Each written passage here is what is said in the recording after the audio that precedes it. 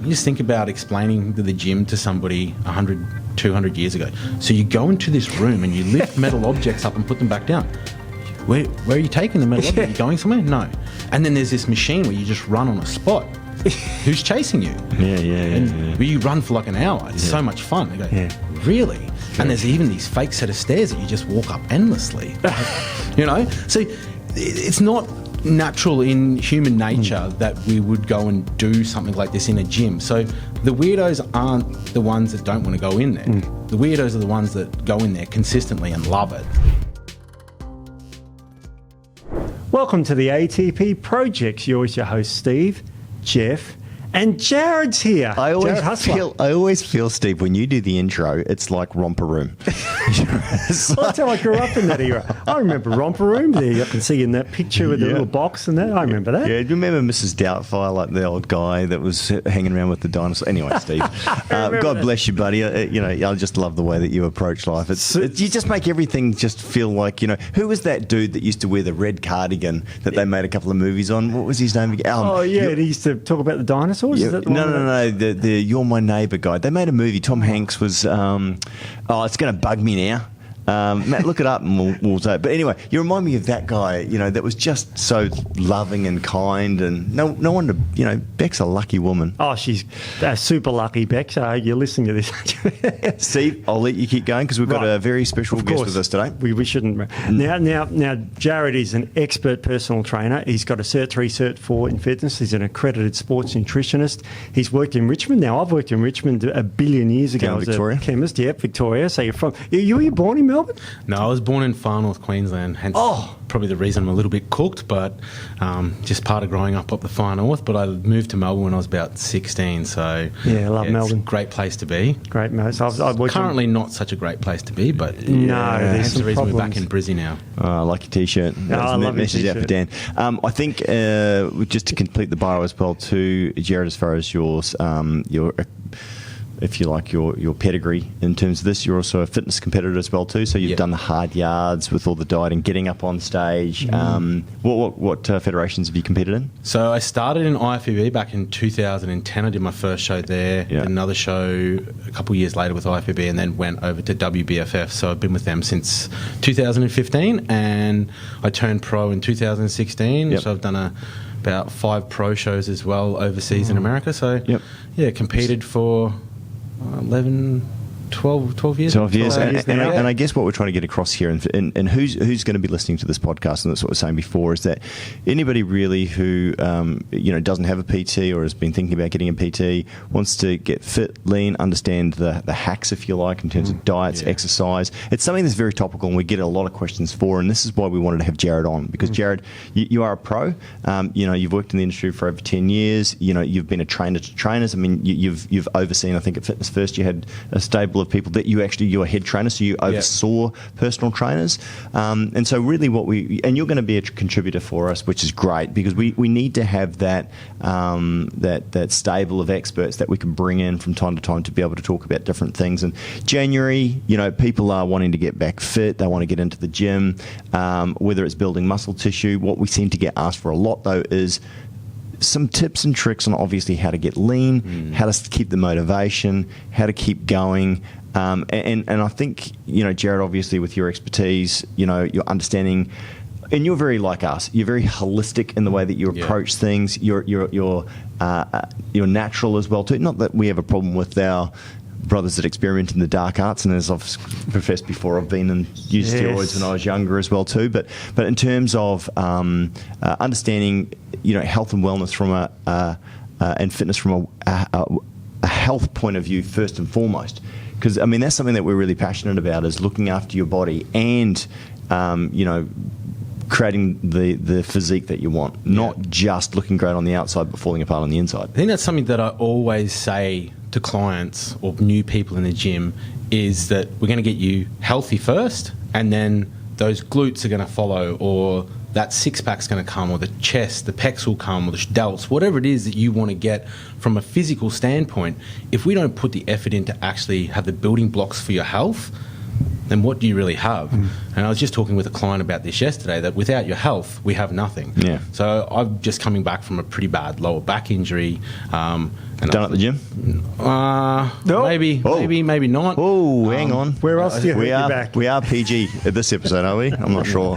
Yeah. No, it's actually like I think it was just with everything that I went through with Rach being sick and all that, and not training as much. So I sort of spent a lot of time sitting around, sitting in hospitals, sitting driving in cars, and it rotated my hip. So I ended up with a spondylolisthesis in my L5S1 to the point that I was like an old man. I could barely move, literally.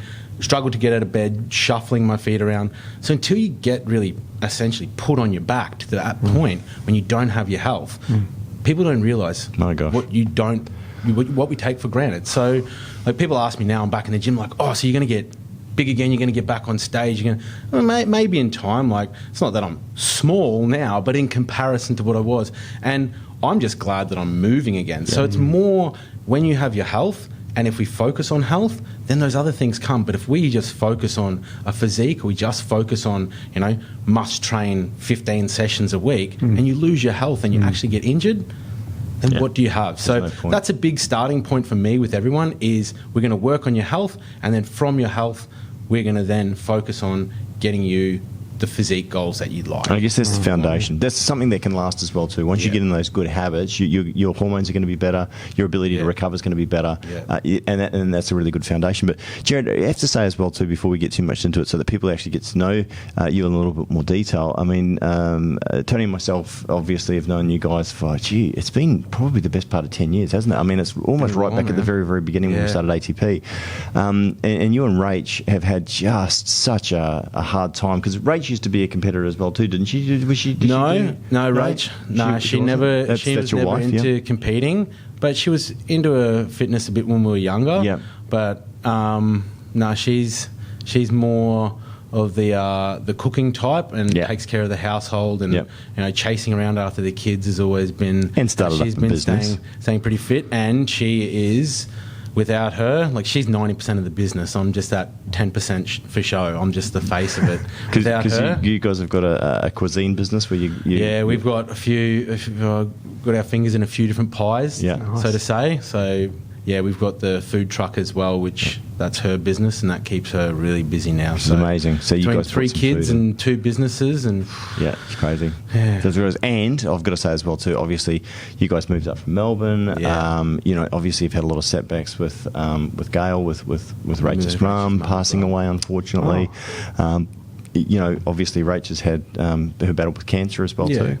It's just an incredible time for you guys while being pregnant, and then not wanting to do chemotherapy. And then, lo and behold, came through that and had a healthy baby. And now Rach is in remission as well, too. Yeah, so 2 years. It's been over 2 years now, so...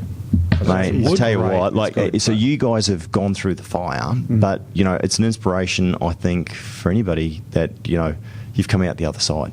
And I think this is the thing that my mum always used to say as well too, and Dad, if you're going through hell, don't stop, right? Keep going. Yes. You create that focus of where you want to try and get to, and obviously just do everything that you can. Yeah. The funny thing is that, and a friend of mine, his dad ended up getting cancer, and he fought it and he fought it and he fought it for a long time, and then something happened in the marriage. They were already separated, I think divorced, and something happened, and he literally gave up and he was dead within a month. And I think this is the big thing about focus and about fighting, and it's a good, for anything in life as well too, is that if you let the situation overcome you, you're going to get lost, right? I mean, it's that old saying, it's not how many times, you fall down, it's how many times you get back up, right? And this is the hard thing, because I was in the midst of it, hearing from Matt and obviously talking to Rach about, everything that was going on. And I was worried for you guys, because, it sounded pretty, it must have been really tough for you guys. There was a few points there that a few very sleepless nights, sleepless weeks. A couple of points that I always try and be a very positive person, and none of us are perfect though, right? Always try and just keep that focus, but there were a few points where I was pretty unsure she would make it through. So that was a bit hard. I think the hardest thing was having already had 2 kids and then a third to the mix, and also dealing with her mum, and her mum was up in Brisbane too. So what a mess. But what that makes you do really is it changes your priorities and changes what your focus is on. And you have to adjust, and that's life. Everyone's going to be dealt difficulties, like whether it's, health, whether that's family, whether that's your job, whatever it might be. It's about, and I guess that's where I'm sort of like that holistic coach in, what is it that is given to you and how can we deal with that and finding the way to actually overcome things. That's what I was talking about, trying to look at things that we can do, not the can't do's, because that's the big one. Yeah. And I mean, like if we're looking at what we can do and the things that we can focus on, the positives, we're always going to have something that's going to pull us back out of that. No matter how deep and how dark you might think you are, there'll be something there, and you focus on that light and you'll get through it. It's hard, but you'll get through it. It's a really good inspiration, I think, for a lot of people that are listening to this as well too, people that are wanting to get back into fit and health, lose some weight, put on some muscle, whatever their goals may be.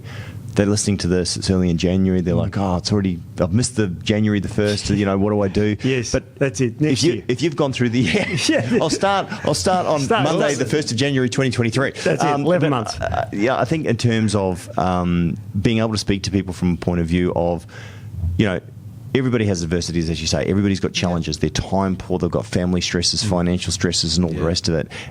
And look, speaking from my own weakness as well too, I'm very much an all or nothing person, which is great and terrible.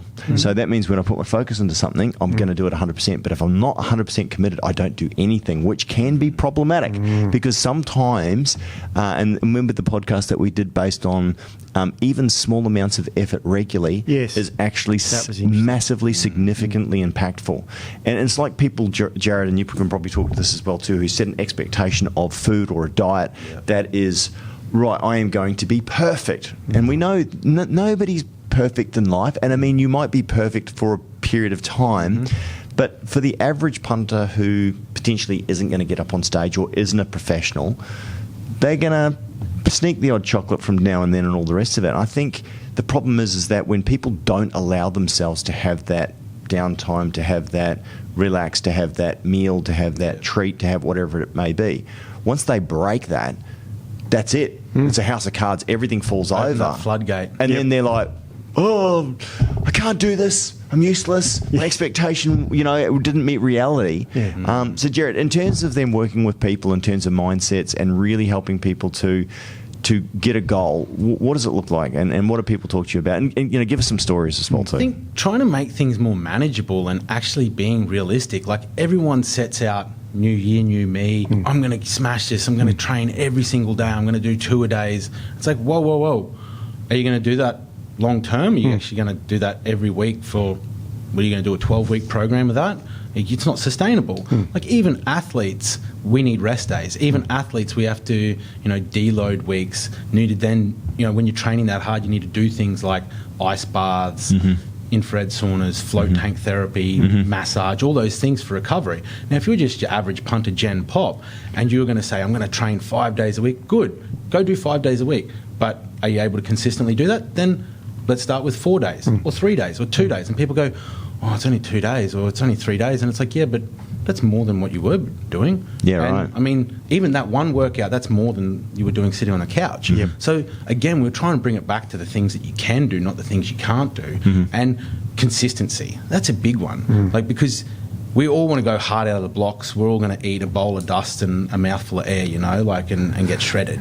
I'm going to eat 1,000 calories a day for 12 weeks. And you're like, okay, well, I don't know how that's going to end for you. But, people, we set out with good intentions. No one sets out with bad intentions. We're not, not trying to drive your metabolic rate into the ground, not trying to ruin your hormones, not trying to stress yourself out even more, give yourself, rhabdo or whatever it might be that you end up doing. It's a muscle breakdown disease for those who don't know. Yeah, we've spoken about that before. People have ended up dying from you can die from rhabdo. Kidney disease shuts down. Yeah, that's right. It's very bad. So let's say that, we've got the average punter who comes to see you and they're 30-odd and they just want to tone up. They've had a bad Christmas, bad lockdown. Let's say for 2 years they've been in lockdown. There's a lot of people that feel like that. Yeah, there's a lot of people the COVID calories. Yeah, and there's a lot of people, again, that can't get to gyms and gym memberships down and all the rest of it. So, but what's your advice, Jared? Yeah. I mean, again, getting something that you're going to be consistent with, but then understanding. That's a big one, is knowledge is power. So if we explain things and give people something that they can follow that's simple, and even breaking it down into understanding some basics around macronutrients. So what is protein, carbohydrates, and fat? And if people want to put a little bit of effort in, because there's so many apps out there now, like you can download the version. I think there's a free version of MyFitnessPal that like you can just use and count calories. So just getting some understanding of your food. Like you don't have to be a fitness competitor to track calories, but if you know what's going in and we can track input and then we can track output, then we're not just stabbing in the dark, because that's a big one. Is like I said, everyone wants to work hard and they're going to go hard. That first week, that first 2 weeks usually of a program, people don't question much. They just go and they will work until they drop. But that's a big one, is making sure you're getting some rest days in there as well. So if you're going to train 2 days, have a day off, or train 3 days, have a day off. Don't just train endlessly because you'll run yourself into the ground. But if you know what you're doing and you have a little bit more of an understanding, because people, we've got so much misinformation now. Social media, everyone can put out their ideas. And is it paleo? Is it keto? Is it low carb? Is it carb cycling? Is it vegan? Is it veggie? Is it and each person has their coach trainer bias, so they're going to promote their own version. I always say, like, I try not poo-poo anything, because whether you want to do CrossFit, whether you want to do F45, whether you want to do a bodybuilding program, cool, but do what fits for you. What works for the person. So talking to people as well, I think that's a really big part of communicating with people, understanding what works for that individual, because at the same time, you get a program off online and that's 5 meals a day, and that's like, okay, cool, but I can only eat 2 or 3. I can't eat 5 meals. Okay, well, that's your first thing. Like, you're not going to be able to do that because that program isn't made for you, or you don't even understand what you're trying to do yet, and you're just following another plan that was made for someone else, or with someone else's intentions and purposes and their own bias on that, and they're going to push their ideas on you, but you don't know, because we're individuals, and individuality is so specific to that person, and understanding how their body functions. I mean, like, we can break things down further as we go along with athletes and doing blood work and all that, but for just someone at the start, the average person, just knowing what you're putting in your mouth and how much you're expending in the gym, because otherwise you're just chasing your tail. So what are some general rules? Because I totally agree with that. Like, for example, you talk about Jeff, and you talk about your wife and how you both thrive on different diets. Oh, well, I do really well on keto, and it really works for me. But again, I do a more of a clean keto than a dirty keto Atkins style diet, which was bacon and cheese and all that sort of stuff. Mind you, I would throw in a little bit. But, but in terms of but for Tony, like lots of salmon, lots of oily fish, avocado and stuff like that, MCT oils and what have you, and it worked great for me. Tony, on the other hand, even after a couple of weeks, 3 weeks, just couldn't break through that brain fog and felt absolutely terrible. So I appreciate there is more than one way to skin a cat. It's like, think of it this way, and this is probably, sorry for our ladies in the audience who aren't interested in football, not that all men are either. I mean, that's very sexist of me. But for people who like football, a good analogy is in football, and I'm talking real football. Yeah, soccer, Yes, but I understand for our American I mean, in Australia, as we said, we've got like, AFL, we've got rugby union, rugby league, you've got so many different types. But yes, football, English football, soccer, is that you can have different formations. So your teams set up different ways. You've got 4-4-2, you've got 4-1-2-1-2, you've got 4-3-3, and even different variations within that.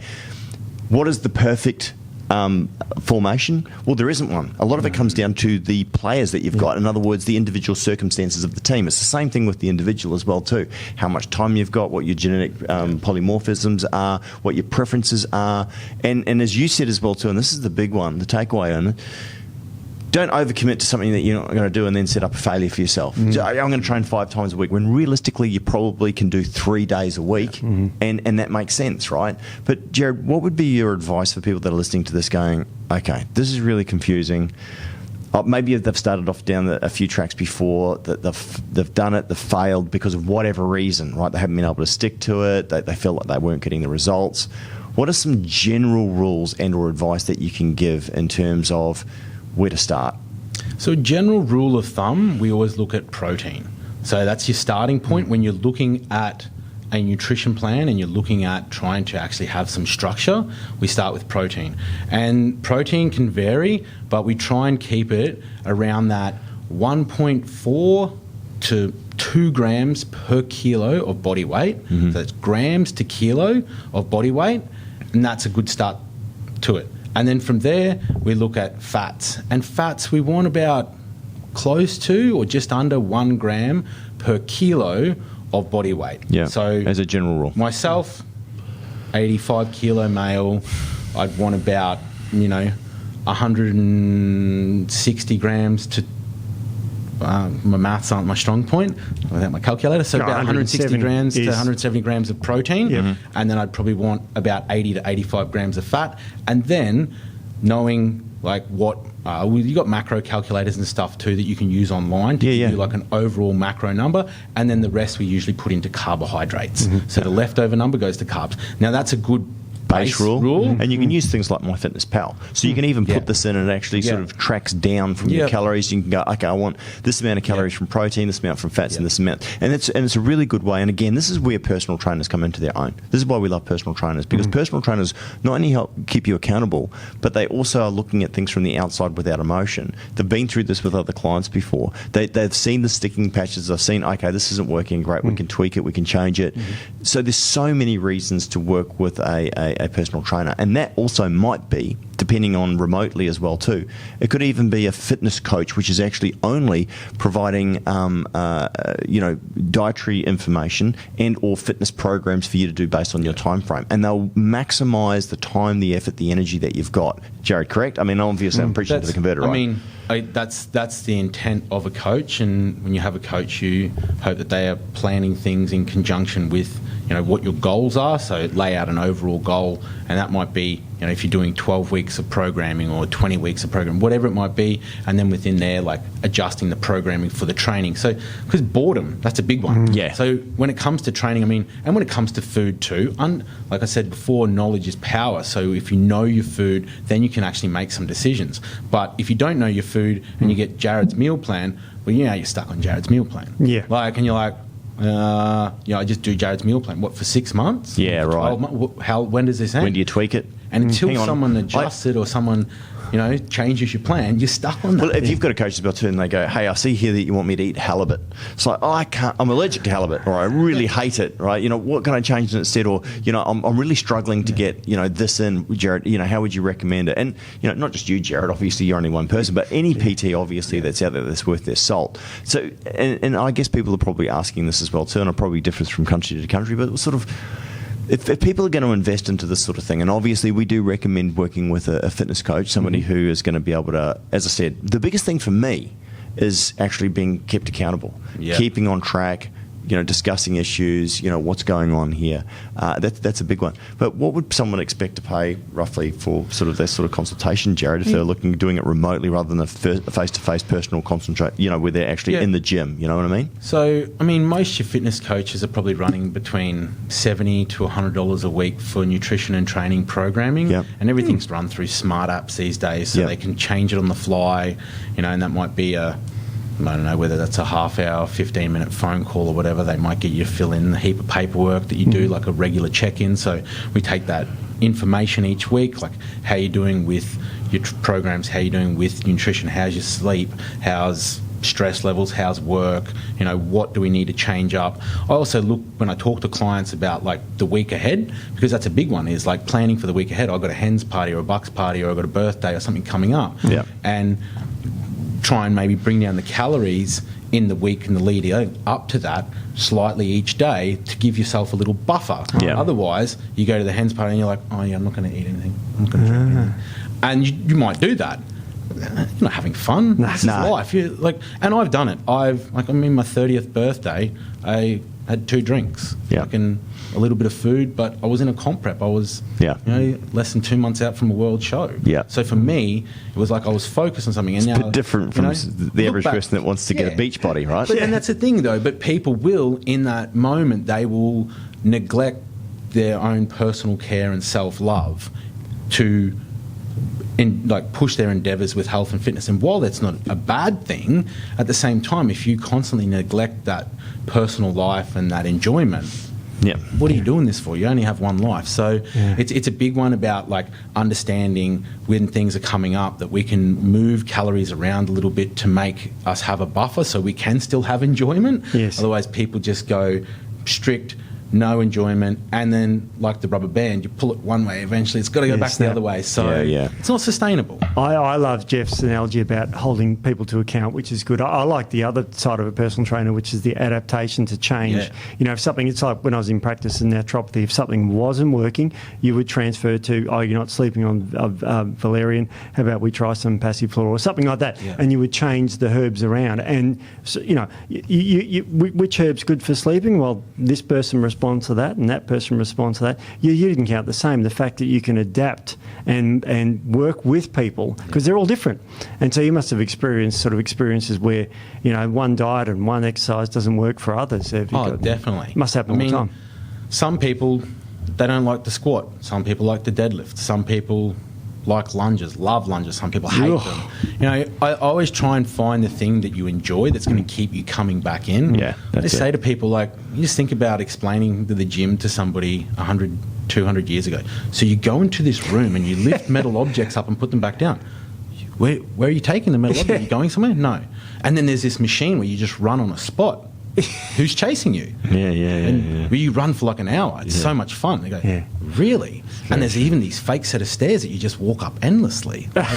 You know? So it's not natural in human nature that we would go and do something like this in a gym. So the weirdos aren't the ones that don't want to go in there. The weirdos are the ones that go in there consistently and love it. They're the broken ones. Or not broken, but... I know what you're saying. They've got an unusual penchant. It is. So finding what's actually going to keep someone coming back in, giving variation to programming. So, you know, some people like HIIT stuff. Some people hate it. Some people love fasted cardio. Some people like to train fasted. So trying to vary up and find what works for an individual. Same thing goes with nutrition. Like, you don't have to eat just chicken and broccoli. Chickily as we call it. You know, although I did that for my first ever comp prep, I think got a result, 28 kilos down. Whoa. That works. Probably didn't help that he put on a fair amount of mass because it was my first ever show. I've got to get massive, you know. Right. But we can, you know, chicken, turkey, fish, you know, different red meats, like swapping things around, salad, different vegetables, like understanding that you can have different forms of carbs, different fats. You know, like, rice is bad, isn't it? Well, I mean, if you eat an entire kilo, that's probably not the greatest thing for you. But what were you involved in? Don't eat anything white. Don't eat the white diet, right? So that's potatoes, rice, bread. The weirdest diets I went on, and look, I was a student at the time, but one was a week of brown rice. And I'd never felt sicker. It was just... whereas, I mean, and the funny thing was, back in the standard, I'm talking, 20-odd years ago when I was doing this. 20-plus years. Basmati was the new kid on the block, and that was like the best thing, because it was kind of a bit like white rice, but it was low GI, and it was kind of a bit like brown rice, and it wasn't as horrible, so, Is that still the thing? Is that still the meta for rice? I mean... I don't know. When I was younger, it was always brown rice, and then I found out that basmati and brown were pretty similar in carbohydrate content, and I was like, well... Why wouldn't I use basmati? And then I found out jasmine and how good jasmine is and how many carbs are in that bad boy, and then throw that in pre or post workout because it's absorbed so fast. Right. So, there you go, little hack, right? And then so for the skinny guy, because I mean, like my son's built like a toothpick. Mind you, he's nearly 6'3" now. He's just growing. 13. He's taller than me. He needs that, right? I remember having a guy come in who he was a smoker. He was built like an absolute runt. Adam, if you're listening, because you'd still see him from time to time hanging around on Facebook and all the rest of it. Yeah. He literally was one of those people where you'd go, oh my gosh, this guy's on the borderline of anorexia. Like he was sunken-chested, tiny. And I had a friend of mine that was actually doing bodybuilding at the time, and he was doing a lot of form work, and he was burning so many calories. I mean, he had to stop doing it after a period of time because he just couldn't get the gains right. I think he was I can't remember how many calories, 7,000 calories a day or something stupid like this. Like he was just next level. And what he did was he ate tapioca. He was using tapioca like no tomorrow. And that's a starch for that. Right. But also quite high in calories. Anyway, so we... Fair bit of fibre too, wouldn't it? Very high in fibre. We got, which probably is counterproductive. Yeah. But we changed that. We just fed him all these calorie-dense foods. We upped his fat. We got him off the cigarettes.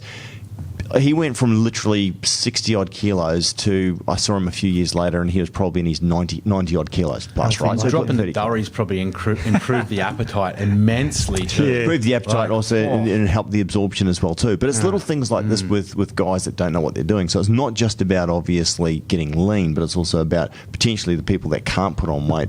Nice to have that problem. But anyway, I was going to say, in terms of some stories, Jared, have you got any sort of quirky, interesting success moments with clients where they've sort of had any breakthroughs that you can think of that sort of might inspire some of our listeners?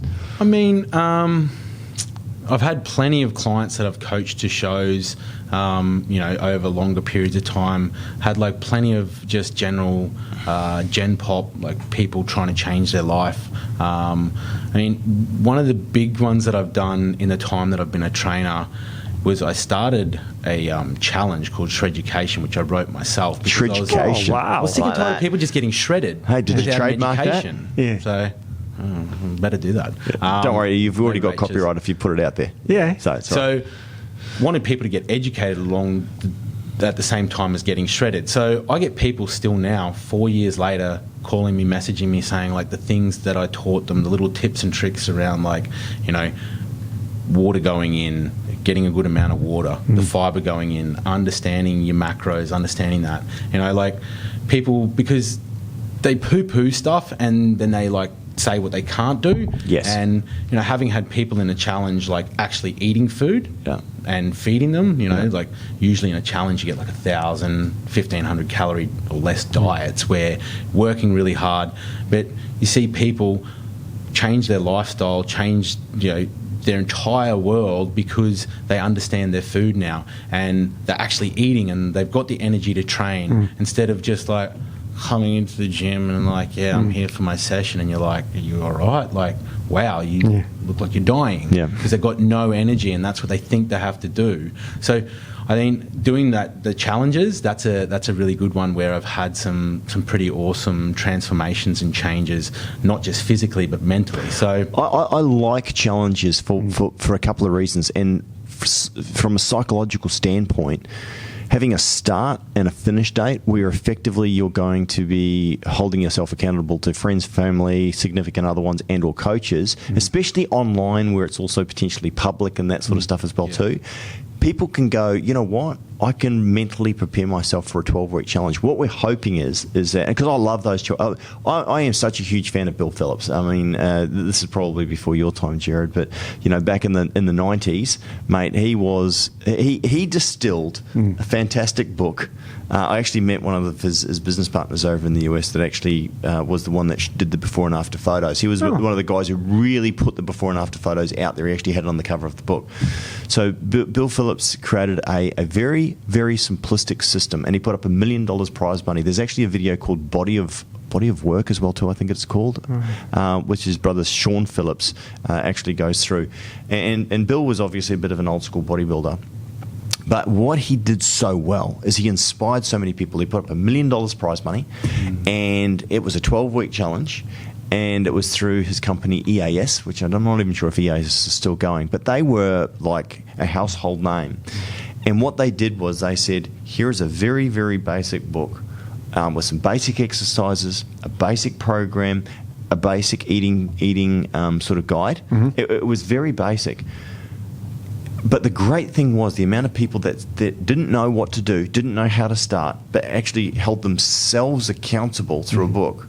Now, obviously, with apps and coaches and all the rest of it, you're only going to increase your success. But from that, there was a great documentary effectively that came out for that, and it showed all these people, this single mum that had broken up with her husband, a guy who actually got HIV from a blood transfusion and all the rest of it, and these people went through and they transformed their lives over a 12-week period. There was a skinny guy in there as well too, I forget his name, who put on a lot of muscle. It was really inspirational, and And what it gave is it gave people a very simplistic framework. It didn't talk about counting calories. No. What it did was it actually based everything on portion sizes. Very and good. it talked about eating, relatively regularly, keeping your portion sizes down. The cheat day on Friday. I had a friend of mine, because I owned the supplement then at that time when it was kind of in the vogue back in the early 2000s. His girlfriend was setting the alarm early to get up so that she could go for it, right? What was funny, though, by the end of the challenge is that because as they got healthier together, those things naturally dropped off. And they recognised intuitively, and then we've seen this with children as well too, intuitively, if you give children junk and all the rest of it, intuitively, most, not all children, will actually gravitate towards the healthier food, right? Because I think it's there. So same with her as well too. At the beginning, she was like hanging out for pizza and beer and all the rest of it. But towards the end of the challenge, she was just finding 1 or 2 meals was all that she needed to do, right? That's so funny, because I remember, and it makes me think back to my first ever comp prep, and I remember, like, as I started dieting, and, like, Sunday was always my cheat meal. So I always think, or refeed meal. We don't want to use a dirty word, bad word, cheat meal. It's bad for mental. Bad for the psychology. Yeah, that's a good point. And the funny thing is, look, and I know a lot of people are going to go, you bloody pansies, but you're true. Words absolutely have power. Now, for some people, like me, I'm like bulletproof, like give it to me, whatever. But for other people that are a little bit more easily, bad connotation. I saw a meme the other day that says, do not treat yourself. You're not a dog. It's like, anyway, but go on. And my cheat meals were always, they first started out at KFC. Right. The Macca's family feed. Like, how can I eat 1.5 family feeds? And it was like, and then as time went on, it was like maybe I did that for 3 or 4 weeks, and I was making myself so sick that I did that on Sunday night, just put myself into a massive coma. And then go to sleep the next day. And I just felt like absolute dog crap for Monday. And then Tuesday, and then I'd finally come good on Wednesday. And then as I started to learn more and more about myself, dieting, understanding food, you understand that, like, putting these things back in, things that we call inflammatory foods, things that like are processed, packeted foods, things with artificial sweeteners, whatever it might be, the cleaner you eat, the more your body will actually have an aversion to these things. So it's natural to not want to eat them as you get healthier and as you learn the fuel that's fueling your body and how much you need that. And I don't think anyone wants to put anything in to make themselves feel like crap. And that's really what it does. So removing those sorts of things, and you just grow as time goes on. But I think a big factor is that variety and things that you can constantly keep varying up and keep that enjoyment. Like, if you set yourself out parameters, like if we're going to do 12 weeks, cool. We're going to do, we're going to do 4 weeks, and we're going to have a, mini break, 5 days, 7 days, where, it doesn't mean you just throw shit to the wind. Drop the S-bomb. But, people think that that's what, like, a break means, that you need to then just go, sweet, 5 days of nothing, diet breaks. We're not doing anything, we're just eating everything we want. No, you need to, so as we go through things and we're looking at systematically either surplusing your calories or deficiting your calories, whatever we're doing there, we need to know where we're going. And when you sort of come back to it, so if you're going into if you're in a deficit, then you have a diet break, and that's where you go back to your maintenance calories for a 5 to 7 day period, give your metabolic rate that break, give your brain the break too that you need, and then we go hard again, and then we break. Same thing in a surplus. We have what we call a mini cut, because a lot of times people, when you're in a surplus, you're going to start to put on body fat. So this is, I'm not saying that girls don't try and grow muscle mass too, but most guys that put themselves into heavy surpluses, this guy here lost 28 kilos on my first ever show, because I got up to 121 kilos. Wow. Whoa. 121 kilos wasn't 121 kilos clean. Who got to 121 kilos? Yeah. You? And you're 85 now. But then stepped on stage. Holy cow. No, I got to 121 kilos for my first ever show. Then stepping on stage at 92 kilos. Wow. Wow. 93 kilos. Yeah. 92. Was that in the My IFBB? mass, 28 kilos. Was that IFBB? Yeah, that was my. So you were just over. You're over by 2 kilos. So you wanted to compete. Was it in the heavyweights or Oh, no? no. That was a light I was a heavyweight. novice, so that was open category. Okay. I was going to say you wouldn't want to go in at 92 kilos. Nah. You're putting yourself really against it, But right? that was my first ever show when I was 21, going on 22. Yeah. It was like awesome, great learning curve. Yeah. Never ever bulked up like that again. Yeah. Never ever did that again. But when you go into a surplus, usually guys tend to balls to wall. We don't stop. No. You're going heavy, going hard. I'm lifting heavy. Yeah. Using supplementation. Yeah. Whatever it might be, and I'm putting kilos on. I'm good, growing. Yeah. But what are you actually growing? Are you growing or are you growing? Yeah. That's the thing, again, being mindful, because adipose tissue, fat, is counterproductive to the body. It's counterproductive to hormone profile, it's counterproductive to long-term health, and it's counterproductive, like 121 kilos, try and put your shoes on. Oh, yes. Yes. And Yeah. what's interesting as well too, Jared, obviously that's as a 21-year-old male, where your hormones are probably at absolute peak, as opposed to somebody in their 40s, nearly 50s, over 50, nearly 140. We've got to his regimen. We've got it looks good for that. But the thing is though, is that, and this is the adaptation through life and understanding to work within your limits. You want to push your limit, but you want to understand as well too. And look, I'm not saying. Let me say this in the right way as well too. Obviously, you should never be defined by your age, but you should actually work with inside a limitation where you don't go and blow out your back. That you don't go and destroy your foundation. And what that means by is always be pushing that boundary, always be stepping that up. But also, I think there's a bit of wisdom that should come with age as well too. You don't want to be giving yourself a hernia by trying to lift weight that you shouldn't, bulging disc. I mean, all these sorts of things, right? I mean, that can obviously cause problems. And look, injuries probably will happen, but if you can mitigate that, then you're going to have less time, less thing.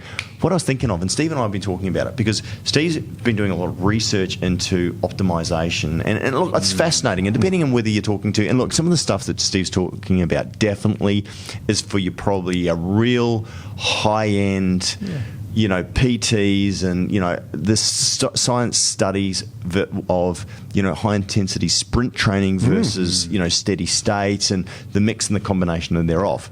And I was just thinking, I love that Bill Phillips book, which actually made it accessible for the layperson. Because let's face it, anybody who's intermediate or above is probably going to continue to train for the rest of their life, and they've probably got a good foundation. They can probably, create a program, unless they've had some major setbacks, probably create a program for themselves, get back into the gym and probably, do okay. When they get to that sticking point, they're probably going to reach out to a PT or a diet coach or someone like that. But for the lay people out there that are listening to this, maybe going through menopause, maybe they've had an injury, maybe they're time poor, maybe they've got 3 young kids, maybe they're whatever, right? I would love to do a challenge. And why don't we take your knowledge and your knowledge and let's do a 12-week challenge and let's put up a $10,000 prize money. Oh, okay. And let's make something that's accessible for the beginner and intermediate, and do something that we can create as a guide. Like a Bill Phillips Body for Life, because I love that. Body for Life. That was the name of the book. I'm sure it was. Yeah, Him on the cover with his arms crossed. That's like it. That's it. Yeah. Yes. And that's probably 25 years ago. Yeah, it's a long time so ago. Probably older. It may have been closer to 30. I think it was I remember reading it, around so mid 90s. I'm pretty sure it's mid 90s. I have to look that up. Yeah. But first put we've things on learnt parchment. so much more. The science isn't settled, Steve. No, I've never settled. Never. So the nice thing is that we've learnt more. So we understand about some of these studies that have been done, and so maybe what we can do is we can create an environment, a free system, free book, free information.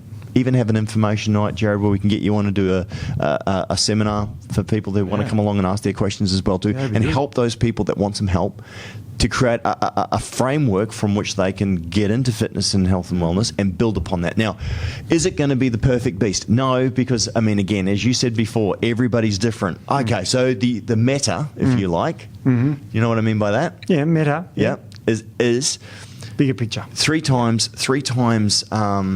What I mean by meta is the pinnacle, like the absolute best, right? Okay. So the pinnacle is training sprint cardio first thing in the morning on fasted with an oil-based supplement to increase the oral factory, and then say 3 or 4 times a week, Stephen would have to look at that based on your age, and then you've got your weights in the afternoon at between 4 o'clock and 4:55, right? Okay, fine. And I think we need to distill it down into the person that can train 3 times a week. They have an hour. Okay, and what's your focus? Is it mainly building muscle, or is it, you know what I mean? And we can actually tailor that through a basic A, B, or C. You know what I mean? If that makes sense. Working in a new gym currently, we just opened just before Christmas, so it's a very new gym. Dealing with this a lot with people at the moment because, and again, not being sexist, but most women come into the gym and they stop just inside the gym at that cardio area, and that's it. And then you see them an hour on a treadmill, and I think you're walking on an incline for an hour, and that's great if you want to do like an hour walk, but a few clients that I've had, like few PT sessions through the consults through the gym, get the people that are and talk to them. So what do you usually do? Oh, the cardio. For how long? Oh, yeah, about 45 an hour. I say, what about this? Oh, devil's trike. Oh, yeah. Ski erg. Battle ropes. So here, awesome thing about the devil's trike, the assault bike, is building there's muscle a program. Well, there's a program on it, 10 seconds on, 20 seconds off. Doesn't sound like much. Is it 8 rounds. Yeah. See you later. 80 seconds work. That's it. Yeah. 8 rounds. But if you want to actually improve cardiovascular fitness, going for an hour-long run doesn't improve your cardiovascular fitness. That'll increase your endurance. You want to increase your fitness? Spike your heart rate, get it back down. Spike it again, get it back down. Spike it again. You do that. And so I put people through their paces at the end of a workout. Literally, I need only 3 minutes for a battle rope, ski erg, and an assault bike. 3 minutes, and just bounce between those 3. Absolute puddle. So after how long? Thing is, 3 minutes. It's amazing, isn't it? No, I love, because you know what? Do you know what people Incredible. hear? Do you know what the average people hear? And what I mean by average is I'm average, but I mean by, actually I'm probably below average now, Tony would say. But I think in terms of actually she says I'm very below average. But I think in terms of the person out there that's gone to gym frustrated, got some results maybe when they're young, getting a bit older now. Misinformation, frustrated. You do this, do keto. No, you've got to do heavy weights. No, you've got to do sprint-based training, HIIT training. No, you've got to do, and people are just like, hang on a minute. Look, all of those things done well will work. But I think people just want a simple program, and I'm talking about your basic to intermediates, and I think there's enough in there with some of the stuff that you do as well too, where base people, okay, I'm limited with my time, I'm just starting out. Here's a great intermediates. Okay, maybe we change it up a little bit. Maybe we do get to first thing in the morning, get up and go. Okay, I'm going to do, sprint. I've got a devil's tricycle at home, so I've got no excuse for being this overweight. But what I was going to say though is that, but it depends on where that level is, right? And you can't create a one size fits all, but I think we can create an umbrella that can actually then people can go, I choose that, I choose that, I choose that. Yeah. You already reckon? I think that's a really good thing because you're giving people different options and you're providing that information and people then go, oh, that actually will suit me better. Oh, that'll suit me. I didn't know that. When I tell people this, like in people that are spending half an hour on a cross trainer or whatever, and they always do it pre-workout too, I see, no, like warm up, that's great. Like do a little bit of cardio, get the blood pumping, 5 minutes on a treadie or whatever. Go do your weights. Deplete the glycogen, right? Deplete glycogen. That's it. And then go and do that hit at the end when you've depleted glycogen now and see how much harder it actually is because you don't have that fast-acting energy. You already have built up some lactic and some waste ions and the muscles are already fatigued. So then you go and then you're working and then the debt you create, that oxygen debt, that deficit you create, and you do that on the end of a workout. Explain this to people. When you hop off a treadmill after a half an hour run, maybe 20 minutes later, the debt's paid back. If you go and do resistance training, it might take a day to pay it back. It might take 2. Now, performance athletes, research has shown 9 days. It can take up to 9 days after a heavy resistance session to pay a debt back. If it takes 9 days and I'm in a deficit, even though I'm eating XYZ calories, and I'm in a deficit because of that, so like what do you want? What do you want to do?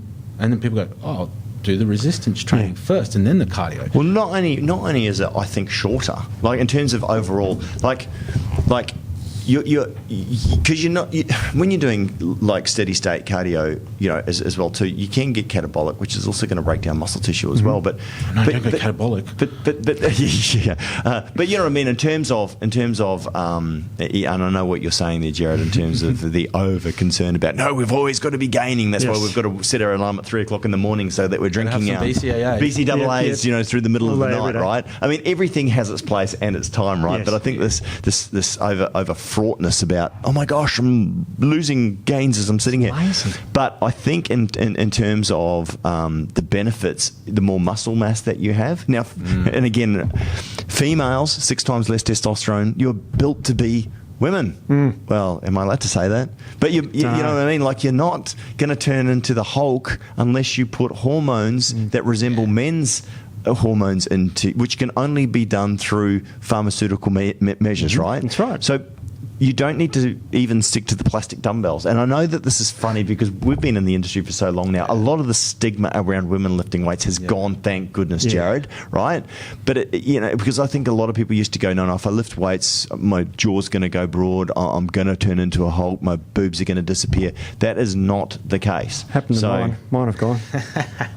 But by lifting weights, you're resting, your basal metabolic rate's going to increase because muscle mass takes energy. You're going to be able to dispose of glucose better, so your insulin sensitivity is going to be improved. Hormone profile, sleep better, and that's just by having better growth hormone release. And that's just by having more muscle, but then the actual activity of doing it as well too. And then, as you say, then you can utilize that to back that up with cardio. With that photo, Matt, that you've put up of me, which is that online now? I don't know. Matt's put it up anyway. When I got I didn't have the time to train in the morning, so what I did is I'd go and do weights, and towards the second half of my weight, I would do sprint training on a steady state on a bike, on one of those, what are those, spin class bikes? I'd do that, and I would do 60 seconds of sprinting, and I'd break that up into 10 seconds. So it would be 10 seconds, and I'd jump off because I'd be flagged. And I got ripped doing that. And that's probably not even optimized to what we actually understand now. So why don't we work together and collaborate, come up with a 12-week thing that we can do. We'll do some seminar question and answer nights. We'll create this free ebook. We'll talk about food, nutrition, exercise, supplementation, like the whole kit and caboodle, and we'll talk about ingredients as opposed to products, so that we're not going to get ourselves in trouble. And we'll help people. Optimizing humans, that's what we do. Exactly. And you mentioned about the overall health of exercise. The only paper I brought today was one that was titled Physical Activity and Healthy Aging, and it talks about how and what exercise does for your life. And I'm going to say life. Everyone mentions hormones. Just by staying lean will keep estrogen at bay. I mean, if men put on too much fat, they get estrogen. You've seen men with the man boobs. Is that the right word anymore? Man boobs? Gynecomastia? Whatever it is. So it doesn't just help you I don't know anymore, look good. Steve. Yeah, I don't know if that's allowed. Male identifying boobs. That's right. But what's that saying? Sorry, freedom of speech. It will cost you everything. Yeah. Could cost you everything. Yeah. Anyway. It's amazing.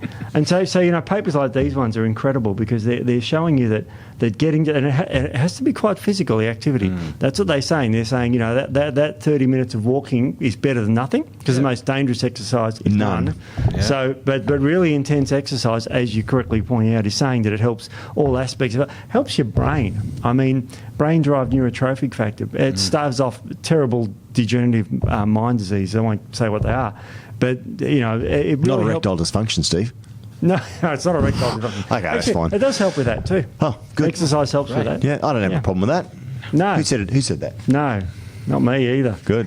Beck's not watching, I hope. I still got plenty of great. Yeah.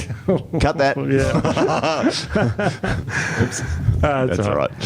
I mean, and the paper just talks about how important it is, and it talks about also a way to achieve it is by using habits. Now, I've got a pretty good healthy habit, I think, where I get up at 4:30 every morning and I do some exercise. This morning I was going to go for a run, but it was stinking hot here in Queensland, so I went for a swim instead. Oh, magic. I know. I could have used the excuse of going, too hot to run, I'm doing nothing.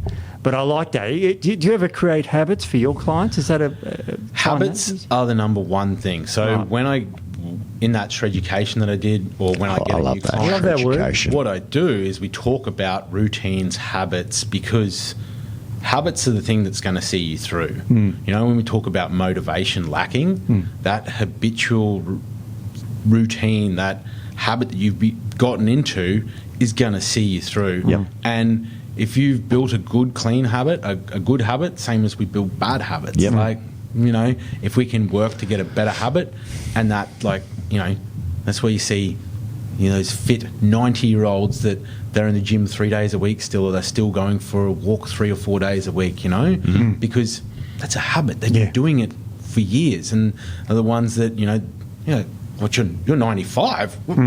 God, you look like you're 70. You're like, yeah, because they have a habit and they have a purpose and they have something to focus on, and that keeps them healthy. You know, and that's their routine, that's their motivation, because they don't want to fall over or whatever. As we age, you know, there's that guy, what's his knees over toes guy? Ben Patrick on Instagram. Don't know. He's incredible, and he Knees talks- over toes. Knees over toes guy, and he talks about doing like starting with like sled drag. So the ability to like reduce falls in elderly people just from doing like sled drags, because we never ever walk backwards. So walking backwards, and how incredible of an exercise just that is. Wow. And how it reduces like falls by, don't quote me on the statistics, but I know that it was like Significant over amount. 60 something percent, like really high up. And like for the elderly aging population of, you know, over 80 or something, whatever, that doing backwards walking, that knee joint, ankle joint, and then like it helps with your tibia, which is like lifting your foot, and that helps a lot with not falling. Wow. Because a lot of times we trip because you don't lift your toes, you trip. So it's really incredible, just something like, and that's new research. Yeah, yeah, I mean, yeah. like that probably won't actually go into practice for at least another 30 years. You know, it won't be in a textbook yet for a while, but but at you're the right. same time, like, and that's why wow. we love the bodybuilding industry, because I mean, again, these guys use what works and let science catch up and then prove what they already know. I mean, he's crazy. Like, he's had so many knee surgeries, and like the flexibility, like the guy can bend forward, like on his like squat down to put his knees onto the ground and then stand back up. Like, What? After knee surgery? Yeah. There's hope for me. Absolutely. I might be able to go back to football, Steve. Yeah, you should. You'll definitely be back at full. I'm missing 11 mils of cartilage in my knee. And You don't number of reckon? peanut. You'll be right. I love it. See, can do. I love it. I love it. You know what? And that's absolutely true. I've actually made a decision to go back. I need to lose around about 9 kilos of body fat. I don't really care too much about how much muscle I put on, but my wife wants me to sort of get back in a bit more shape again. I've been a bit. I'm going to be doing this challenge myself as well Time too. to get jacked, Jeff. Why not? Time to get Jeff jacked. Exactly. I mean, I used to say to my clients in the olden days, it was like they say they're too old to go to the gym. I'd say actually too old not to go to the gym. You get to an age where you sort of have to be doing something. Yeah. Because, you know, when you're 16, no one goes to the gym, but there's still... Oh, no, actually, and I was saying that to my son. I started training in the gym when I was 13, and it was one of the best things I ever did. Oh, wow. Yeah, I wished I'd gotten into the gym earlier. so do I really didn't put any effort into the gym until, well, I grew up in the country, like I said, at least 17 before I even understood what a gym was, and 18 until I actually started put nutrition and training in conjunction with each other, and be like, I've got to eat to grow. Yeah. Can't just lift weights. It's and not funny, eat anything. you know, the clients I used to talk to, they'd skip meals to lose weight. Same. And I know someone who skips meals and then, but I eat at 3. And I said, well, what do you eat at 3? Biscuits and dip. Oh, well, yeah, And that's it's right. sort of like, that's a bit different from the okay. warrior diet and that, where they're talking about where they fast for 20 hours a day and then they eat everything in 4 hours a day. And I know that you've done a podcast on this, that it doesn't fasting? actually really matter, does No, it? it doesn't But really mind matter. you, I am very interested, and we're sort of touching on this before as well too, on the microbiome as well too, and the impact that that's having. Like, there's so many things that are starting to come together now that we're starting to really understand the importance of carbon and mucus on the gut for improving Akkermansia, my absolute favourite bug gut, and we get more of that, and improves your ability to perform as far as endurance is concerned. It also makes you leaner, it helps you to keep you really lean. So by doing these sorts of exercises, by making small tweaks to our training, because if everyone's got the same amount of time, but if we put focuses on tweaking our food, tweaking our training, tweaking our mindset, even small changes, if they're done with the most, how would you say, biggest leaps forward. So, for example, like you said before about, okay, you've got 3 minutes to do cardio. You can go for a walk, you can go for a run, you can get on the treadmill, or you can do some fartlek training. Okay, I choose fartlek training. So I'm time poor, 3 minutes, but you do that. I don't want to overtrain, but and maybe depending on your age, you go, look, if you're over 50, you only do it, 4 times a week to start with, or 3 times a week to start with. If you're sort of young, maybe there are some rules there again too. I appreciate this is the thing we want to look at, but man, I tell you what, I'd rather spend 5 minutes doing that than spend 20 minutes doing a jog. Yeah, when I was swimming this morning, I was doing 50 metres on, 50 metres off for 10 laps, for 10 of them. So and the guy I was swimming in the lane with must have thought I was an idiot, because I'd blast up the thing and then crawl back. And then blast up and crawl up, and he was kind of catching me, and then I was blasting away from him, and it was just because he was just doing steady, and that's how you can, as I said, because I couldn't run this morning, I had to do something because it's a habit. Well, let's say you're getting over an injury, your knee's blowing out. Yeah. Okay. Well, I can't go for a run. Yeah. But you could go for a swim, of course, or you could get a stationary bike, or the best yet, Devil's Tricycle, as we like to call them. They're and do you ever cop people who will say to you, "Oh, I've got an active job," they were a tradie or something like that. And sorry? Yeah.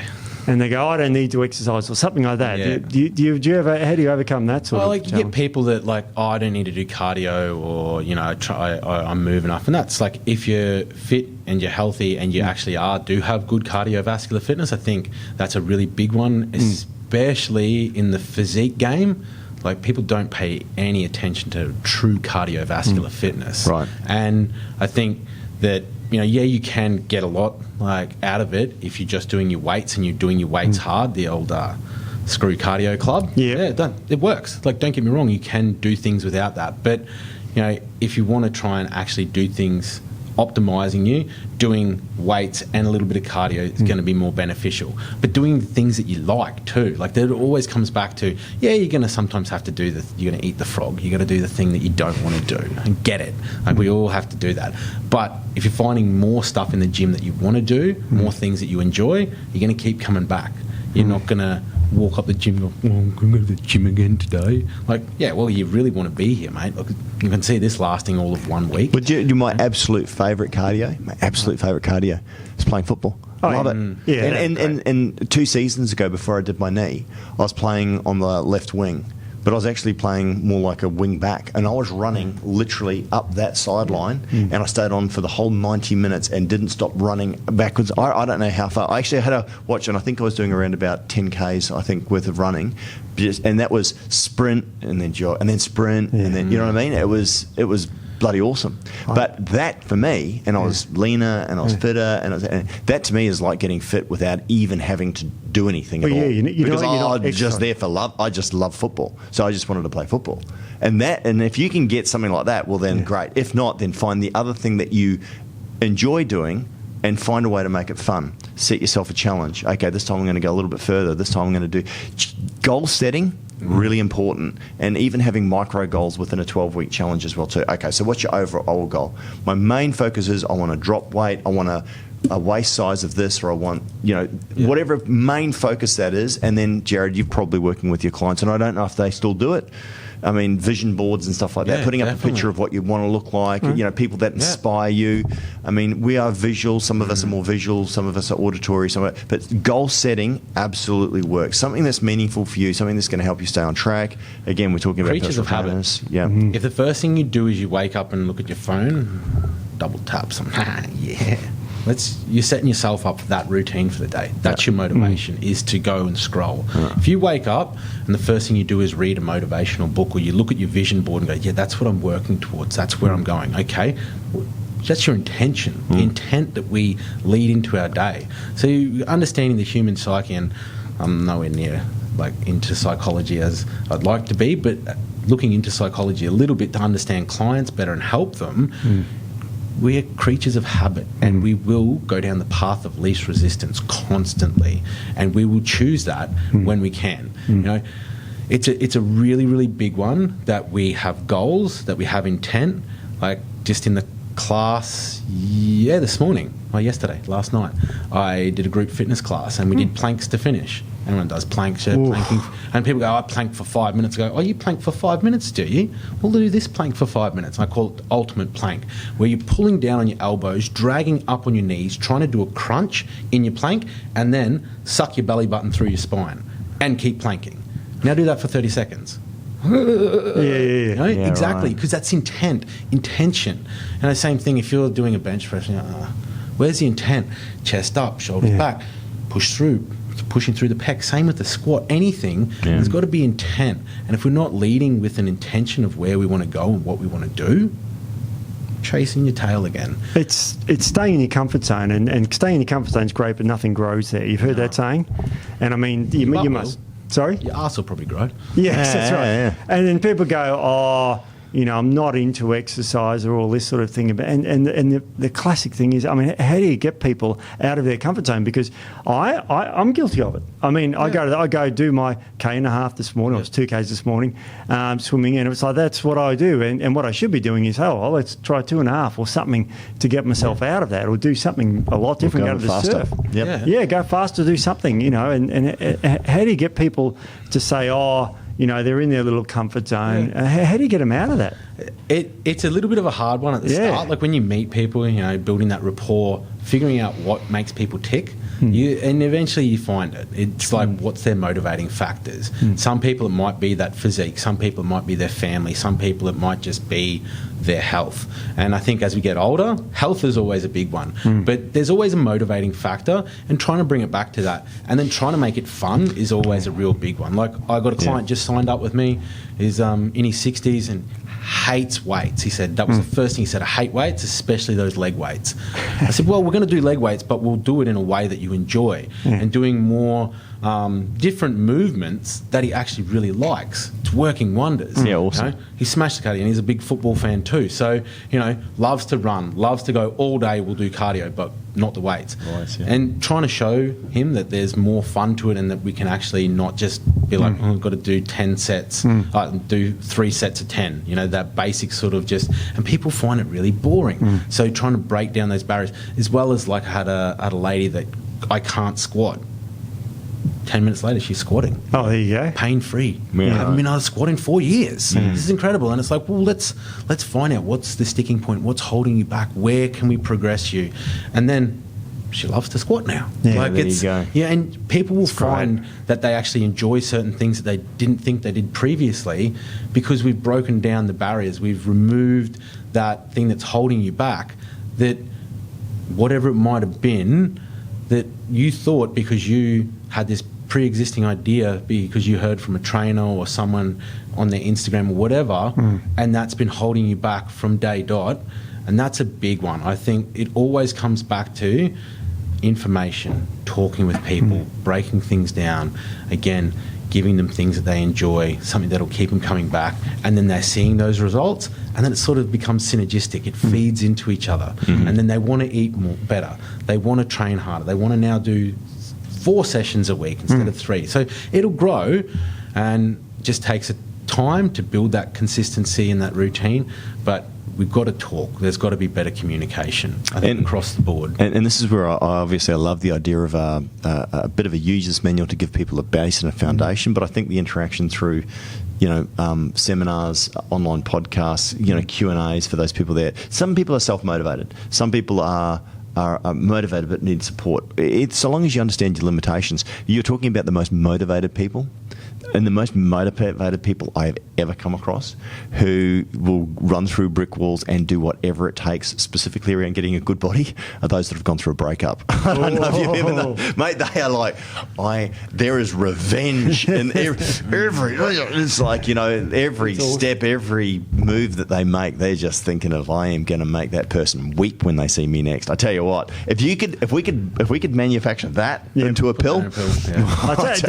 one of my greater motivations, I wrote a paper on it actually when I was doing my master's, was that how heart attacks have saved a lot of people's lives. Oh. Right. Now, because heart attacks are scary for people because they're out of control. Yeah. You know, the symptoms are horrendous. It's quite a bad one. You know, and all of a sudden people don't want that anymore. But it takes that to get them to change their lifestyle. Because remember, I used to deal with a lot of sick people. You probably deal with more people who are wanting to be healthy. These people, you know, I remember the last consult I think I ever did was trying to cut someone down from 30 to 25 cigarettes a day. Wow. So this is the end of the scale that I used to deal with very sick people. And I, you know, when I did my master, it was mainly on metabolic disorders. And I talked a lot about heart disease. And when people would have a heart attack, and the papers show this, they are radically changing to become more healthy because it's a big scare for them. And they realise that heart disease has something to do with diet and health, which of course it does. And that was a radical turning point for so many people. Well, it reminds me of that meme from, you know, where the guy goes to see the doctor and he goes, well, you know, what's more inconvenient for you, training 1 hour a day or being dead 24 hours a day? Exactly. It's a real heart starter, no pun intended, but, you know, when something like that happens to your health, you're like, oh shit, I need to take care of myself. And that's what I mean, like we usually find people as they get older start to have more care about health. It's usually young people that tend to care more about just the way that they look. But that's true. Either, it doesn't really matter. Again, that information and finding things that they can stay consistent at, because there's no point in teaching a young person how to get shredded and then they go, oh, screw this, I'm done with this. And then they never step foot back in the gym until they're 50, until they nearly have a heart attack. You know? So if we can actually build up understanding and like how to keep that routine maintainable and like build it into a lifestyle, you know, you can go and be an athlete and then you can go and just be a gen pop person for a while and then you can go back and be an athlete again and go back and do a show. Like you don't, you know, people think that like once you choose something, you're stuck there. Like you can do whatever you like. That's the joys of being a human.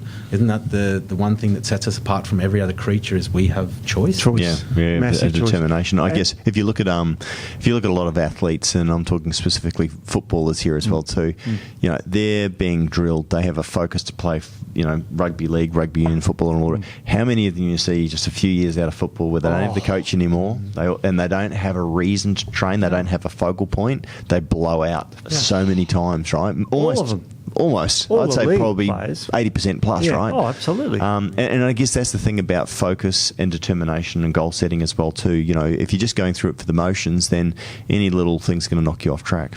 Anyway, crazy. What are you going to say, Steve-O? Just, you know, quickly while we've got you here is what, you know, we know that there are things you can do to predict your health. Like I talk about heart disease a bit, but you can go into the doctors and get some blood tests done. And there's so many people that have got high cholesterol or some blood pressure thing or something going on, and they still do nothing about it. And I think that's when you should intervene, like as you say, a really holistic, healthy approach. So, you know, some people are starting to put on weight, or they're not as toned, or they've got high cholesterol. This is when you intervene, not when you've had the heart attack, because the heart attack could be fatal. And that's it. So I think it's important people to get their health baseline measured. You know, do some blood pressure tests, even something very simple. You know, glucose levels. You know, how are they? You could have pre-diabetes, cholesterol. Cholesterol is important. I mean, if your cholesterol's high, it's really hard, Steve, to motivate people who are not well. Who don't know that they're not well. They've got a number. It means nothing. Because we are creatures of comfort, and that's a big one. So I guess this is in terms of there might be a very small percentage of the population that are listening to this going, I am unhealthy, I'm going to do something about it. Because it's not, as you say, until they're actually motivated by either somebody close to them or themselves that actually have a scare. You're right, the younger people typically motivated by looking good, by attracting a mate. Honestly, it's all about the opposite sex or the same sex, depending on. For a better photo for the gram, you know. Exactly right. Well, I never got into that. Nah, I still can't. To me, it's just such a time sink. How many followers have you got? I don't know. Who cares? I've got one of Steve. That's all I need. But anyway, Steve, sorry, I stuck that one when you weren't looking. Is there anything wrong with that? I don't think so. Nah, I'm not giving it back anyway. There's a Polaroid picture. You know, once you have to shake it like a Polaroid picture. Oh, you showed me a picture of yourself in underwear last week. Yeah, well, there's plenty more of where that comes from, Steve. You only have to ask nicely. But anyway, look, thanks, Jared, for coming on. I think there's something here. I think that we can look at. We can provide, you know, that structure, that information, you know, for the beginner. There's definitely ways I think that we can help people that are intermediate, that are getting to that point where they're getting frustrated, they're getting stagnant, they're getting stuck. we always recommend, obviously, personal trainers is a fantastic way to go to that next level, or to just keep you accountable to make sure that you actually get it. Goal setting is really huge as well too. So 12-week challenges, we're going to do one, but like don't just do ours, do other people's as well too. Like what? So long as you find it motivating, so long as you've got a plan, what's that saying that a lot of coaches say is like, just work the plan and stick to the plan and trust the plan. Trust the plan. Trust the process. There's another one. What is it? 6 P's. 6 P's. Prior planning prevents piss poor performance. Oh, yeah. Nice. So 6 P's of performance. Write that down. Yeah, I like that. So you need a plan. You need to think things through before anything. Yeah. Like you go into anything half-cocked, it's not going to be a great outcome. I never go into anything half-cocked. No, you don't want that. No. We'll leave that there. No, Steve? That's it. Well, as you say, another saying is people don't plan to fail, they fail to plan. Yes. I love these sayings. It's just true because bring they them go, on. I'll see how I feel in the morning when I get up and if I want to do exercise. Or what do you I used to go grey talking to people about their exercise. These are sick people, and it's like, well, we're not talking to those people, Steve. Or they blame the calendar. Have you ever seen someone blame the calendar for not exercising? I'll start exercising on Monday, or I've got no time because I work. It's like, so you only I used to say, and I used to be a bit rough at it, and they say, so you only exercise on weekends? And they go, well, no. And I said, you just said work's a problem. Oh, yeah, but and it's like... It's crazy. Well, it's just drove me nuts. Don't work 24 hours a day like me, Steve. Yeah, that's right. Yeah. I mean, and they say, I've got to make time to exercise. Like, no, there's 24 hours in a day unless you're in a high-gravity environment, which is it just comes down to priorities, isn't it? According to Einstein. But apart from that, we've all got the same amount of time. Mm. Everyone's got the same 24, and what you do with it is really, again, it's that personal choice. And you're going to choose the things that you have you choose as a priority. But what I'm interested in, Jared and Steve, is creating a framework where people know that they can actually do this and get results. This is why I'm looking at this hack. So this is why I'm looking at, what are the best... Now, Jared, as you said, we might say the best 3 exercises for chest is, dumbbell, flies, dips. I don't know, right? Let's just say, for example. Well, doesn't mean that if you can't do those or what have you, that you shouldn't do something. You might like the machine press, which I actually really loved, right? The machine press. Probably wasn't as good as those other ones, but I like doing it. I'd actually enjoy going to... Okay, fine, do that. But we can actually help to provide... a structure for people who really want to optimize. Like, I think the cardio thing is huge. I think that is a huge opportunity to actually show the science and actually talk about, anecdotal evidence and stuff that you've actually seen in the real world. We can talk about the science as well too, and create a framework so that people can drop calories, drop body fat quickly around relatively limited time, but at the counterpoint of effort. Because effort has to go through the roof, but time frame reduces directly. So if you're like me, I'd rather do all or nothing for a short period of time than a whole lot of steady state for a whole long time, which I actually am relatively time poor with commitments, but that doesn't mean that's an excuse not to get results, right? As I say to Beck, 2 minutes is better than nothing. 2 minutes in heaven's better than 1 minute in heaven. That's what I say all the time as well too. It's true. That is true. It's twice as much. Anyway, it's got to be time to end it. Yeah, good time to end it. Anyway, thanks for coming on, Jared, and really good to have you here, mate. As I said, you're going to be contributing. We're going to be, doing some Q&As. We'll be doing so. If you've got any questions, Jared, where can people reach out to you directly if they want to, engage in your services? So I work out of the gym, Anytime Fitness in Moggle here in Brisbane. So you can come do PT with me there. If you just want to work with me in the online coaching process, you can hit me up on my Instagram, which is just Jared Hustler, WBFF Pro, or you can just even send me an email at Jared Hustler Fitness. Easy to get in contact with me. Yep. Yeah, good one. And thank you so much for having me today. That's all right. Thanks for coming. Good to have you. And look, and we love Jared. We know he's good. We know he's getting results. But again, if you're in England or and again, you can obviously contact Jared online. But we need to get a bit of a network going there of people who have actually got good accreditation, who know what they're doing, who are passionate about their clients. Because we see that as being a really good stepping stone, especially if you're not really sure what to do, what next steps are. Highly recommend a PT. Thanks for coming on, Jared. Jared. Mate, we're going to be talking, we're going to be dissecting topics, we're going to be diving into the industry. Again, the whole thing about the podcast is to create relevant information that helps people to be able to achieve their health and fitness goals. And, having you on board as a contributor is obviously going to bring that level of credibility that, in that space that we really need. So, experience. yeah, it's going to be perfect. But we will be writing this free book. It might be $1, I don't know, depending on what we have to do. Rip them off.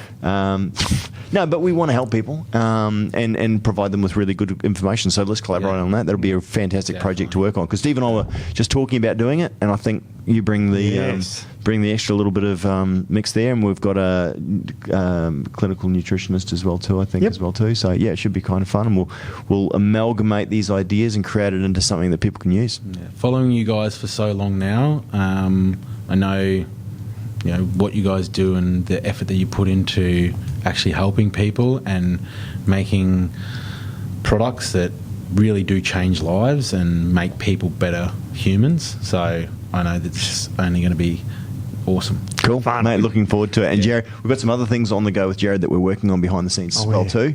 So we'll unveil those over the coming months as well too. So some great stuff there. Again, we want to support those people who care about the community, and so we've got some ideas of how we might be working a bit more with some PTs and things like that as well too, Jared. So we'll sort of disclose that over the coming times. Terrific. Thanks for joining us, mate, and we'll see you soon. Awesome. Thank you.